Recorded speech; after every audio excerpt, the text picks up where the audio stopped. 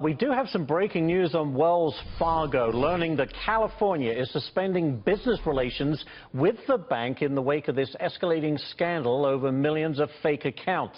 California's treasurer is issuing a 12-month sanction against Wells Fargo, barring the nation's largest issuer of municipal bonds from carrying out its banking transactions.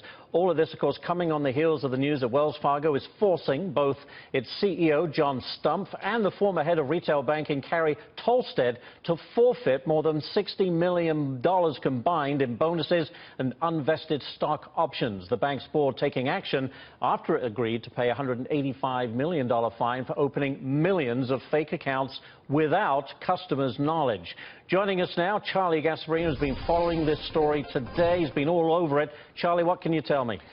Tomorrow is going to be a big day for John Stumpf. He's going to go before the House Financial Services Committee, and he's going to be fielding questions from Republicans, people like the committee chairman, Jeb Hensling, but also Maxine Waters, a ranking Democrat, and a firebrand on that committee. And it's going to be high drama, I would say. I'll be there to cover it for Fox Business.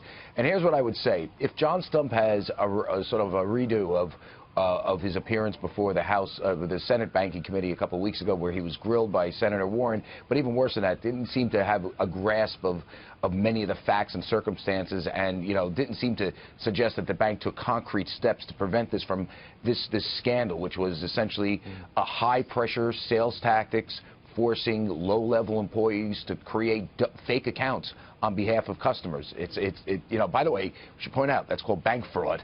Yeah. The numbers are low on this, Ashley. Something like between $2 and $5 million of actual money being ripped off that people had to pay. But still, you start creating accounts in someone else's name. That's called bank fraud. It doesn't matter if it's a dollar, Charlie. It they doesn't. Stole it, and the fact that they gave the money back doesn't count. Yeah, and here's the thing: if he can't answer questions tomorrow, that basically says this.